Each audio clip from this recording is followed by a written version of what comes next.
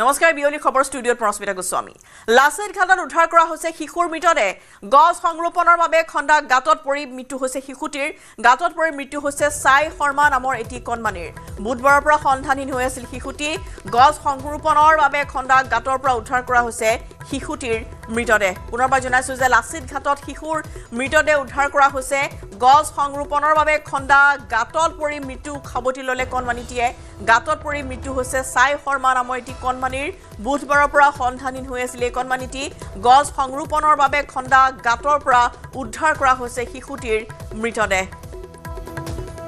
ফোনলাইনত আছে আমাৰ জ্যেষ্ঠ সাংবাদিক দীপাংকৰ এটা ভয়ংকৰ ঘটনা সংঘটিত হৈছে য'ত এনে ধৰণৰ এটা গছ সংৰোপণৰ বাবে খণ্ডা বৃহৎ নলাত পৰি কণমানিটিৰ মৃত্যু হৈছে উন্মুক্ত নলা আৰু যেটো ভিজুৱেলছ এই মুহূৰ্তত আমি নিউজ 18 দৰ্শকসকলক দেখুৱাইছো তাত স্পষ্টভাৱে আমি দেখিছো যে এটা মৃত্যু দুট্ৰপী এটা গাঁত আৰু সেই গাঁততে পৰি সেই কণমানি শিশুটিৰ মৃত্যু হোৱাৰ ঘটনাটোৱে প্ৰতিজন লোককে এক প্ৰকাৰ হৃদয় চুই গৈছে বা শোকাকুল কৰি তুলিছে আৰু ঘটনাক লৈ তীব্ৰ চাঞ্চল্য গোটেই ফাঁচী বজাৰ এলেকাত কাৰণ এই খবৰটো বিয়পি পৰিছিল ঠিক 3 বজাত আৰু তেতিয়াই ঘটনাস্থলীত স্থানীয় ফাঁচী বজাৰ আৰক্ষী গৈ উপস্থিত হৈছিল আৰু অভিভাৱকে গোটেই খবৰ লাভ কৰিছে এই মুহূৰ্তত আৰক্ষী মৃতদেহ চম্পি জিএমচিএইচৰ মৰ্গলৈ প্ৰেৰণ কৰিছে কিন্তু আজিৰ দিনটোত যদি চোৱা যায় ৰশ্মিতা প্ৰায় 11 বজাৰ পৰা 3 বজাৰ ভিতৰত সুদীৰ্ঘ 5 ঘণ্টা সময়ৰ ব্যৱধানত গুৱাহাটীত 3টাকৈ মৃতদেহ উদ্ধাৰ হৈছে প্ৰথমটো মৃতদেহ উদ্ধাৰৰ স্থান আছিলে গুৱাহাটীৰ ছুপাৰ মাৰ্কেট দ্বিতীয়টো হৈছে জু ৰোডৰ জোনালী আৰু তৃতীয়টো হৈছে ফাঁচী বজাৰৰ লাচিত ঘাট আৰু লাচিত ঘাটত আমি যিটো পৰিৱেশ দেখিছো এই মুহূৰ্তত যে গছ সংৰোপণৰ যি ধৰণৰ এটা কাৰ্যসূচী গুৱাহাটী মহানগৰ প্ৰশাসনে হাতত লৈছে বিভিন্ন স্থানৰ পৰা গছসমূহ উঠাই নি তেওঁলোকে সংৰোপণৰ যি ব্যৱস্থা গ্ৰহণ কৰিছে সেই তেনে এটা প্ৰক্ৰিয়াৰ মাজতেই এই মৃত্যুযুদ্ধৰূপী গাঁতটোত পৰি শিশুটিৰ মৃত্যু হোৱাৰ ঘটনা খুবেই ঘটনাটো উচিত ন্যায় বিচাৰিছে বিভাগৰ এনে ধৰণৰ উন্মুক্ত নলা গাঁত খান্দি গৈছে কোনো ধৰণৰ জাননী নাই কোনো ধৰণৰ বেৰেক নাই ওচৰতে ঘৰ কেইবাটাও দেখিবলৈ পোৱা গৈছে কিমানটা নলা আছে এনে ধৰণৰ বাৰিষাৰ সময় আৰু খান্দি থোৱা গাঁতসমূহ এক প্ৰকাৰ পানীৰে পৰিপূৰ্ণ হৈ পৰিছে যিকেইটা আমি ভিজুৱেলছ দেখিছো এই মুহূৰ্তত অগণন একাংশ মানে একাধিক গাঁত তাত খান্দি থোৱা হৈছে আৰু বিভিন্ন গুৱাহাটীৰ প্ৰান্তত যিদৰে গছসমূহ উঠাই নি তাত পুনৰবাৰ সংস্থাপনৰ যি ধৰণৰ এটা ব্যৱস্থা হাতত লৈছে আৰু প্ৰশাসনে তেনে মুহূৰ্ততেই এয়া এটা ডাঙৰ অঘটন যি অঘটনটোত এগৰাকী 7 বছৰীয়া শিশুৰ মৃত্যু হৈছে গতিকে খুব দুখ লগা গোটেই ঘটনা আৰু মৃতদেহ উদ্ধাৰ হোৱাৰ পিছতেই গোটেই ফাঁচী বজাৰ অঞ্চলতে হাহাকাৰ বা পৰিৱেশ সৃষ্টি হৈছিল আৰু শিশুটিৰ মৃতদেহ এই মুহূৰ্তত আৰক্ষীয়ে স্থানীয় লোকে উদ্ধাৰ কৰিছে কৰি মৰণোত্তৰ পৰীক্ষাৰ বাবে জিএমচিএইচৰ মৰ্গলৈ প্ৰেৰণ কৰিছে কিন্তু শিশুটিৰ পৰিচয় যদি মই কওঁ এই মুহূৰ্তত তেতিয়াহ'লে সাই শৰ্মা ফাঁচী বজাৰৰ ওচৰতে তেওঁলোকৰ ঘৰ বুলি জানিব পাৰিছো মাতৃয়ে কান্দ ভাগি পৰিছে এই মুহূৰ্তত পুত্ৰৰ বিয়োগৰ খবৰ পাই আৰু সাই শৰ্মাৰ নিথৰ দেহ এই মুহূৰ্তত মৰ্গলৈ প্ৰেৰণ কৰা হৈছে ধন্যবাদ দীপাংকৰ আৰু এনেধৰণে গুৱাহাটী মহানগৰ উন্মুক্ত নলাত পৰি এটি কণমানি 7 বছৰীয়া সাই শৰ্মা নামৰ ফাঁচী বজাৰত এটি কণমানিয়ে মৃত্যু সাৱটি লৈছে গছ সংৰোপণৰ বাবে এনেধৰণৰ প্ৰকাণ্ড গাঁত খান্দি থৈ গৈছিল কোনো ধৰণৰ জাননী নাই কোনো ধৰণৰ তাত আৰ বেৰ নাই গতিকে এনেধৰণৰ এটি কণমানিৰ মৃত্যু হৈছে আৰু এই মৃতদেহ উদ্ধাৰ কৰা কেন্দ্ৰ কৰি আজি গুৱাহাটী মহানগৰীত 3টাকৈ মৃতদেহ উদ্ধাৰ কৰা হৈছে যাক লৈ চাঞ্চল্যৰ সৃষ্টি হৈছে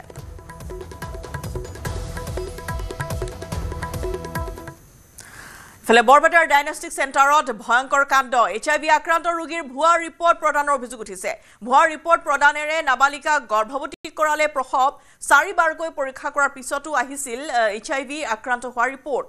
মেডউইন হেল্থ কেয়াৰ এণ্ড ডায়গনষ্টিক চেণ্টাৰে ভুৱাকৈ নিগেটিভ ৰিপৰ্ট প্ৰদানৰ অভিযোগ উত্থাপন হৈছে ডায়গনষ্টিক চেণ্টাৰটোৱে নাবালিকাগৰাকীৰ বয়স ভুৱাকৈ দেখুওৱাৰো অভিযোগ উঠিছে ৰিপৰ্টত 17 বছৰীয়া নাবালিকাগৰাকীৰ বয়স দেখুওৱা হৈছে 24 বছৰ জনস্বাস্থ্যৰ প্ৰতি ভয়ংকৰ বিপদ কঢ়িয়াই আনিব পৰা এনে ঘটনাত এতিয়া বৰপেটাবাসী চিন্তিত হৈ পৰিছে বৰপেটাৰ সঞ্জীৱনী হস্পিটেলত প্ৰসৱ কৰা হয় নাবালিকাগৰাকীৰ 14 জুনত বৰপেটা ৰোড FRUত কৰা হৈছিল নাবালিকাগৰাকীৰ টেষ্ট পৰীক্ষা আৰু তেতিয়াই নাবালিকাগৰাকীৰ দেহত ধৰা পৰিছিল HIV পজিটিভ তাৰ পিছতে গৰ্ভৱতী নাবালিকাক প্ৰেৰণ কৰা হয় বৰপেটা মেডিকেল কলেজ হাস্পতাললৈ বৰপেটা মেডিকেল কলেজতো 3বাৰ কৰা হয় টেষ্ট পৰীক্ষা প্ৰতিবাৰে ৰিপৰ্টত আহিছে HIV পজিটিভ ইয়াৰ পাছতে নাবালিকাগৰাকীয়ে বৰপেটা মেডিকেল কলেজ হাস্পতালৰ পৰা গৈ ভুৱা টেষ্ট পৰীক্ষাৰ ৰিপৰ্ট লৈ সঞ্জীৱনী হাস্পতালত সন্তান প্ৰসৱ কৰে যিয়ে হাস্পতালখনত চিকিৎসা কৰা আন ৰোগীৰ বাবে ভয়াৱহ সমস্যাৰ সৃষ্টি কৰিব পাৰে এনে ভয়ংকৰ কাণ্ডৰ সৈতে পৰিয়ালৰ লগতে এটা দালাল চক্ৰ জড়িত থকাৰ অভিযোগ উত্থাপন হৈছে ঘটনাত আশাকৰ্মী তাজ ভানুৰ লগতে জয়নাল আৰু মুবাৰক আলী নামৰ 3 দালাল জড়িতৰ অভিযোগ উঠিছে নৰ্মেল ৰিপৰ্টৰ ভিত্তিতে ডক্টৰে মানে কেছটো কৰিছে আমি এতিয়ালৈকে গম নাপাওঁ যে পেচেণ্টটো পজিটিভ আছে পেচেণ্ট পাৰ্টি এতিয়ালৈকে একো কোৱা নাই পেচেণ্ট পাৰ্টিটো গোটেইখিনি কথা লুকাইছে আমি মেডিকেল কলেজৰ পৰা বেলেগ ফালেদি গম পোৱাৰ পাছত আমি হেৰি কৰিছোঁ পেচেণ্টটো তাৰ পৰা পলাইছে যে 16 তাৰিখে এইটো ৰিপৰ্টৰ ভিত্তিতে আমি কৰা হয় কৰিছোঁ বয়সটো আমাৰ ইয়াতে দিছে 24 HIV সেইটো পজিটিভটো নেগেটিভ কৰিছে আমি ইয়াৰ পৰা যেটো পজিটিভ উলাই দিছো কাগজটো হেতু তাৰ হাতত দিয়া নাই তেওঁলোকে নিজে আকৌ বনাই নেগেটিভ কৰি সিজাৰটো কৰি দিছে ধুবুৰীৰ বান্ধেৰ পাৰত পুনৰ উত্তপ্ত পৰিস্থিতি নিশা প্ৰায় 2 বজাত বান্ধেৰ পাৰ জ্বলোৱাৰ পৰিকল্পনা কৰিছিল দুৰ্বৃত্তই 5000 টকাৰ বিনিময়ত দুজন যুৱকক পঠিয়াইছিল বান্ধেৰ পাৰলৈ হাতত তেল আৰু লাইটাৰ লৈ আহিছিল দুই যুৱকে অগ্নি সংযোগৰ পূৰ্বে এজন লোকৰ ঘৰত চুৰি কৰিবলৈ গৈছিল দুই যুৱক কিন্তু মোবাইল চুৰি কৰাৰ সময়তে হাতেলতে আটক কৰা হয় বিকি শেখ নামৰ এজন যুৱকক ঘটনাস্থলীৰ পৰা পলায়ন কৰি ৰাখিবুল নামৰ আন এজন যুৱক ইয়াৰ জনৰ প্ৰতি নিশা বান্ধেৰ পাৰত স্থানীয় লোকে প্ৰত্যক্ষ কৰিছিল 7খনকৈ নাও ৰাইজে বাৰে বাৰে অভিযোগ উত্থাপন কৰিছিল যে নিশা হলে বান্ধেৰ পাৰত আক্ৰমণ কৰিবলৈ আহে দুৰ্বৃত্ত পিছে একাংশ লোকে এয়া মিছা ঘটনা বুলি প্ৰচাৰ চলাইছিল আজিৰ ঘটনাক লৈও ধুবুৰীত তীব্ৰ উত্তেজনা অব্যাহত আছে টকা এজনে মিলি পেলাই কেতিয়াও নিদিয়ে টকা যদি দিছে ইয়াতে 500 মানে তো মেলাই নারায়ণ আমাৰ 1 নম্বৰ ওয়াৰ্ড বান্ধেপাৰত সোমালে এই নাৰায়ণৰ ঘৰত সোমালে নাৰায়ণ কৈছে কোন তাৰপিছত এই ল'ৰাটো দৌৰ মাৰিলে তাৰপিছত ল'ৰাটো ধৰিছে দুজন ল'ৰা আছিল এটা ল'ৰাৰ হাতত একেতে মানে ধৰিব পৰা নাই ই বহুত স্পীডেৰে ৰাস্তাৰ কাৰবাৰ বাইকত ওলাই গ'ল এটাক ঘূৰিলে এই ল'ৰাৰ জন্য ধৰাৰ পিছত ইয়াৰ হাতত অলপমান লাইটাৰ চাইটাৰ কিবা হাতিয়াৰ চাতিয়াৰ পালে ইয়াৰ হাতত পোৱাৰ পিছত ইয়াক যেতিয়া পুছতাছ কৰিলে তেতিয়া সিহঁতে জুই লগাবৰ কাৰণে আহিছিল 1 নম্বৰ ওয়াৰ্ডৰ বান্ধেপাৰত তো ল'ৰাটো নিজে মুখেৰে স্বীকাৰ কৰিছে যে এটা জাহাংগীৰ নামৰ ল'ৰা ফলি মাৰি 5000 টকা সিহঁতক দুজনক দি কেনে ইয়াত জুই লগাবৰ কাৰণে পাৰিছে আৰু যি ল'ৰাজনৰ হাতত মানে পেট্ৰল আছিল বটলত সি ল'ৰাজনক ধৰিব পৰা নাই ইয়াত যি হাতত এজন ল'ৰাক ধৰিছে ই ল'ৰাটো নিজে মুখেৰে আপোনালোকৰ কেমেৰাৰ ওচৰত স্বীকাৰ কৰিছে বিকিছে তোৰ লগত কাই আছিল ৰাকু কি লাগে ৰাকিবুল ইছলাম আর তোমাক পাঠাইছে কাই ফলিমারি একটা মানুষ কত টাকা দিয়ে পাঠাইছে কি কয় পাঠাইছে আগুন লাগাইছে লগত কি নিয়ে আসছিলে তোমরা মোটে লাইটার আছিল ইতো তেল আছিল তো তোমরা আগুন লাগাইছিলে কোন জায়গা লাগাইছে কয়টার সময় আসছিলে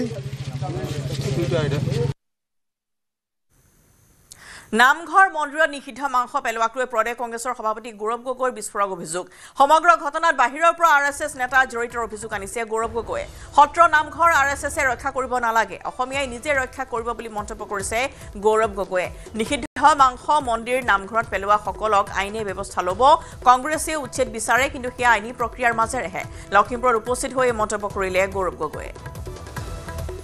কোনো বাস্তৱ হিন্দুৱে কোনো ধৰ্মীয় অনুষ্ঠানক প্ৰদূষিত হ'বলৈ নিদিয়ে মন্দিৰ হওক নামঘৰ হওক মছজিদ হওক হিন্দু ধৰ্ম উদাৰ ধৰ্ম শক্তিশালী সাহসৰ ব্যক্তিৰ বীৰৰ ধৰ্ম আমি সংৰক্ষণ দিওঁ আমাৰ শালীনতা আছে উপাসনা আছে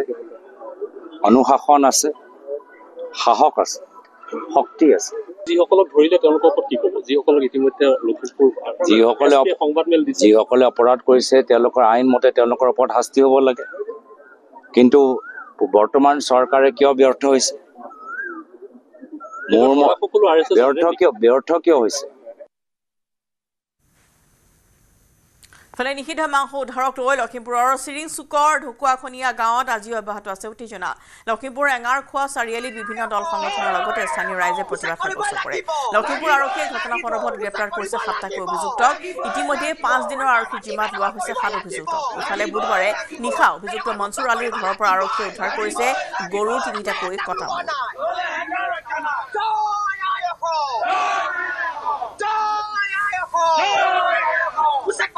লাগিব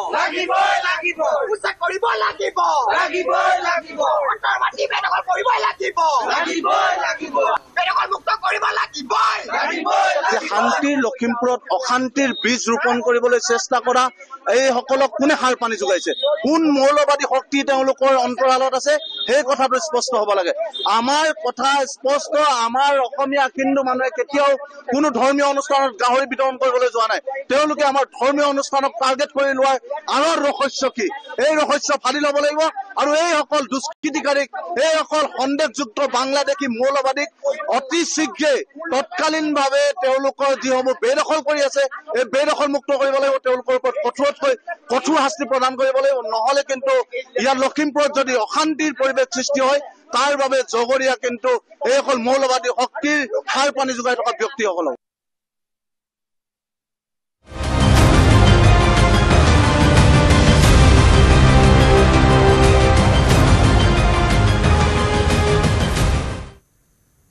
ৰাজ্যত পলিটিকেল ভাইৰাছ। নিৰ্বাচনৰ প্ৰাকখনত ৰাজ্যৰ ৰাজনীতিত ওলাইছে পলিটিকেল ভাইৰাছ। কংগ্ৰেছৰ সকলোতে বিজেপি ভাইৰাছ আছে বুলি মন্তব্য কৰিছে মুখ্যমন্ত্ৰী হিমন্ত বিশ্ব শৰ্মাই। গৌৰৱ গগৈৰ গাড়ীতো বিজেপি ভাইৰাছ আছে বুলি ক'লে মুখ্যমন্ত্ৰীয়ে। গৌৰৱ গগৈয়ে গাড়ীত কি কথা পাতে কৈ দিব পাৰোঁ বুলি মন্তব্য কৰি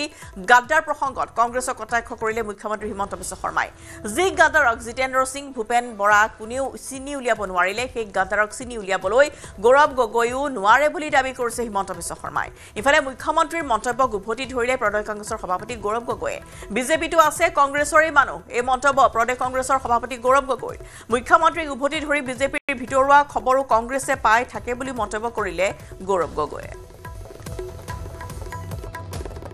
বিজেপিটো চবতে আছে ভাই, বিজেপি তেওঁৰো আগে পিছে আছে,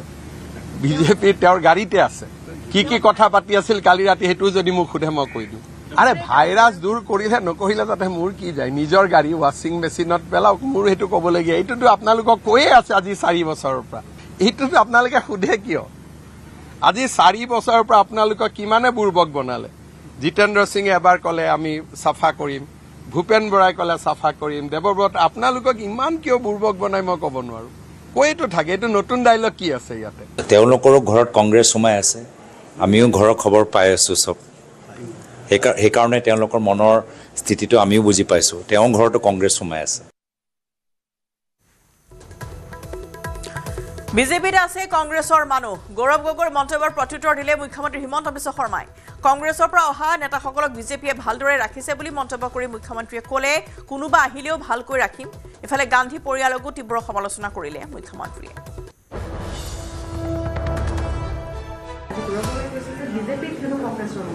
খুব ভাল কথা খুৱাই বুৱাই ৰাখি দিম। কংগ্ৰেছৰ মানুহতো আছেই বিজেপিত, ময়ে আছো, পীযুষ হাজৰিকা আছে, জয়ন্ত মল্লবৰুৱা আছে। আমিতো কংগ্ৰেছৰ পৰা আহিছো, এইটোতো চবেই জানে। গতিকে আমাকতো ভাল কৰি ৰাখিছে বিজেপি, হয় নহয়? গতিকে আৰু যদি পঠিয়াই দিয়ে আৰু ভালকৈ ৰাখি দিম। একদম চাফা হ'লে ভালেই হ'ব। গুৱাহাটীখন লেতেৰা হৈ আছে, চাফা হৈ গ'লেতো চবেই ভাল পাব। কংগ্ৰেছক চাফা কৰাৰ কথা কিমানে কৈ গ'ল, জিতেন্দ্ৰ সিং, ভূপেন বৰা, ৰিপুণ বৰা, কিন্তু কংগ্ৰেছটো চাফা কেনেকৈ হ'ব? কাৰণ তাতে গান্ধী ফেমিলি আটাইতকৈ লেতেৰাটো তাত সোমাই আছে। যদি চ'ৰ্চটোৱে অপবিত্ৰ হয়, তাৰ পৰাতো অপবিত্ৰ পানীয়েতো ওলাই থাকিব নহয়। গতিকে চ'ৰ্চটো কাৰেক্ট কৰিব লাগিব। যিদিনাখন কংগ্ৰেছে কংগ্ৰেছৰ পৰা গান্ধী ফেমিলিক আঁতৰাই দিব, সিদিনাখন কংগ্ৰেছত অলপমান পবিত্ৰতা হয়তো আহিব পাৰে। আৰু গান্ধী ফেমিলি কিয় অপবিত্ৰ এই বিষয়ে মই যোৱা 1 মাহত বহুত কেইটা টুইট কৰিছোঁ। কেনেকৈ আমাক চিকেন নেকত থৈ গ'ল, কেনেকৈ অসমখনক বিদেশীৰ গৰাহত থৈ গ'ল, গোটেই কথাবিলাক কাশ্মীৰৰ ঘটনাৰ পৰা আৰম্ভ কৰি কিমান অপবিত্ৰ তাক আমি যোৱা কেইদিনত বহুত আলোচনা হৈ আছে। গতিকে চ'ৰ্চটো নিকা কৰিব লাগিব। যিদিনাখন কংগ্ৰেছে গান্ধী ফেমিলিক কংগ্ৰেছৰ পৰা আঁতৰাই দিয়ে, তেতিয়া কংগ্ৰেছ নিকা হ'ব পাৰে। আৰু নহ'লে কংগ্ৰেছ এনেকেই থাকিব, যোনে যিমান চাফা কৰিব খুজিলেও চাফা নহয়। ভূপেন বৰা বিজেপিলৈ আহিব বুলি কংগ্ৰেছে চলাইছে প্ৰচাৰ। এই প্ৰচাৰ ৰাজীৱ ভৱনৰ পৰাহে বেছিকৈ হৈছে। এই মন্তব্য কৰিলে মুখ্যমন্ত্ৰীয়ে। ভূপেন বৰা এতিয়াই বিজেপিলৈ অহাটো নিবিচাৰো বুলিও মন্তব্য আগবঢ়ালে মুখ্যমন্ত্ৰী ডক্টৰ শৰ্মাই। কংগ্ৰেছত থাকিলে আত্মসন্মানটো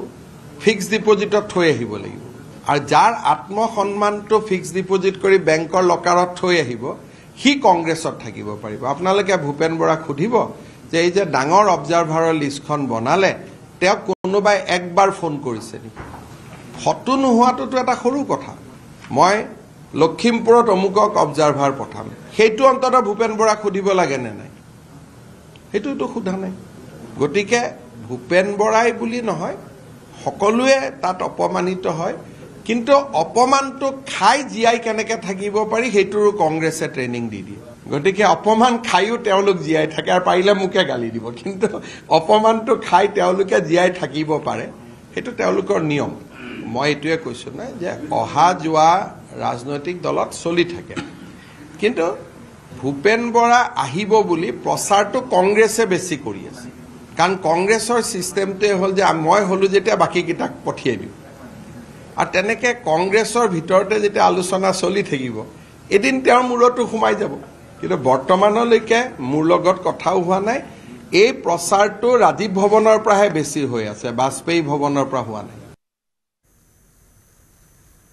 হলে মহানগৰী সাইকেল ট্ৰেকত চলিল জিএমচিৰ বুলডোজাৰ সাইকেল ট্ৰেকটো বেদখলমুক্ত কৰাৰ লক্ষ্যৰে চলালে উচ্ছেদ অভিযান সাইকেল ট্ৰেকটোৰ অবৈধভাৱে গঢ়ি উঠা দোকান উচ্ছেদ কৰিলে জিএমচিয়ে উচ্ছেদ অভিযানৰ সময়ত অপ্ৰীতিকৰ পৰিস্থিতিৰ সৃষ্টি নহবৰ বাবে মুতায়ন কৰা হয় বৃহৎ সংখ্যক নিৰাপত্তাৰক্ষীৰ দল আগবাঢ়িছো উৎপল হালুৰ এক ৰিপৰ্ট চৰাঞ্চলে নহয় গুৱাহাটী মহানগৰীৰ দিছপুৰ সমষ্টিৰ কনকলতা বীৰ চৈধ্য নামত থকা পথছোৱাই দখল হৈছিলে এই দখল হোৱাৰ পোষ্ট ফেচবুকত দিছিলোঁ ময়ে আৰু দিয়াৰ পৰৱৰ্তী পৰ্যায়ত 48 ঘণ্টাৰ ভিতৰতে অসম আৰক্ষী গুৱাহাটী পৌৰ নিগমে এক যুটীয়াভাৱে অভিযান চলাইছে আৰু অভিযান চলাই এই স্থানত যিসমূহ বেদখল হৈছিলে সেই বেদখল মুক্ত কৰি আছে আৰু এই মুহূৰ্তৰ দৃশ্য দেখুৱাইছে অতীতই যে জিএমচিৰ লোকসকলে এনেদৰে এই স্থানত যিসমূহ দোকান পোহাৰ বহিছিলে এই ৰাজপথ চোৱা চাইকেল ট্ৰেক ৰাজপথ চোৱাটো সম্পূৰ্ণ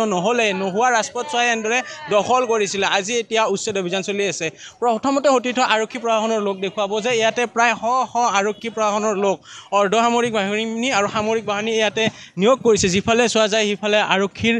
বিষয়া নিয়োগ কৰিছে আৰু সমান্তৰালভাৱে উচ্চপদস্থ বিষয়াসকলক নিয়োগ কৰিছে য'ত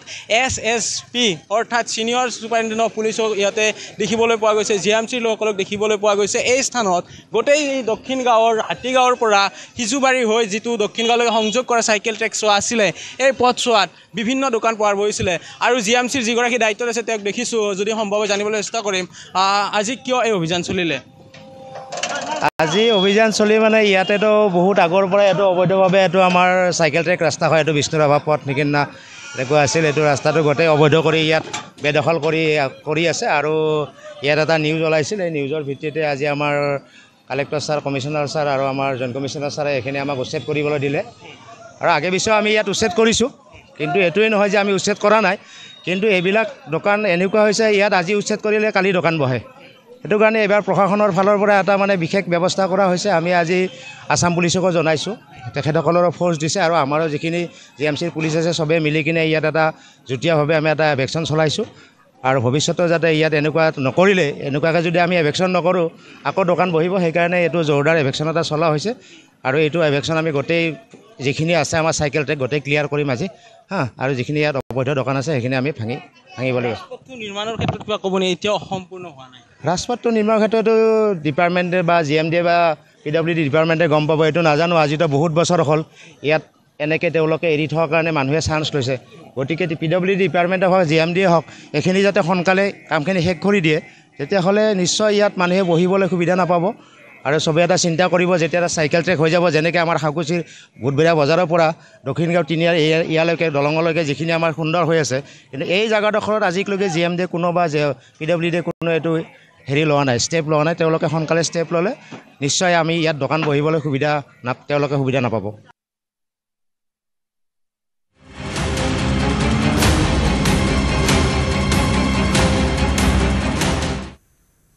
নলবাৰী মুকালমুৱাত ভয়ংকৰ নাও দুৰ্ঘটনা বেৰাধৰা ঘাটত নাও দুৰ্ঘটনাগ্ৰস্ত হৈ নিখোজ হৈছে স্কুলীয়া শিক্ষাৰ্থীসহ 3জন ব্ৰহ্মপুত্ৰৰ বুকুত নাও দুৰ্ঘটনাগ্ৰস্ত হৈ 2জন ছাত্ৰৰ লগতে নিখোজ হৈ আছে আন এজন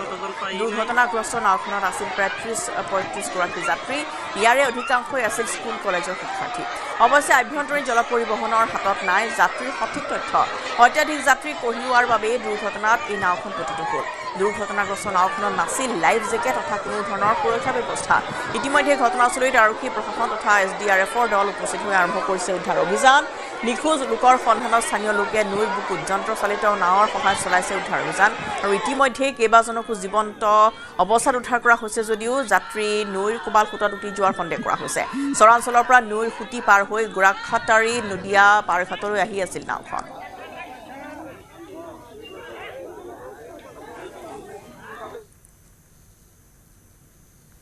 অসম ডাউনটাউন বিশ্ববিদ্যালয় আনিছে আশাৰ বতৰা অসম ডাউনটাউন বিশ্ববিদ্যালয়ত আৰম্ভ হৈছে নতুন পাঠ্যক্ৰম L&T এডুকেটৰৰ সহযোগত আৰম্ভ কৰা হৈছে অত্যাধুনিক অভিযান্ত্ৰিক পাঠ্যক্ৰম অসম ডাউনটাউন বিশ্ববিদ্যালয়ত আৰম্ভ নতুন পাঠ্যক্ৰম L&T এডুকেটৰৰ সহযোগত আৰম্ভ কৰা হৈছে অত্যাধুনিক অভিযান্ত্ৰিক পাঠ্যক্ৰম এই পাঠ্যক্ৰমৰ ভিতৰত আছে civil engineering mechanical engineering mechatronics engineering semiconductor engineering শিক্ষাৰ্থীসকলক উদ্যোগ ক্ষেত্ৰৰ শিক্ষা প্ৰদানৰ বাবে এই পাঠ্যক্ৰম যুগুতোৱা হৈছে পাঠ্যক্ৰমৰ লগতে শিক্ষাৰ্থীসকলে লাভ কৰিব অতিৰিক্ত সা-সুবিধা তাৰ ভিতৰত আছে উদ্যোগৰ নেতৃত্বৰ সৈতে ইণ্টাৰ্ণশ্বিপৰ সুবিধা লাভ L&Tৰ শক্তিশালী নেটৱৰ্কৰ জৰিয়তে প্লেচমেণ্টৰ সহায় bureau report news 18 Assam north east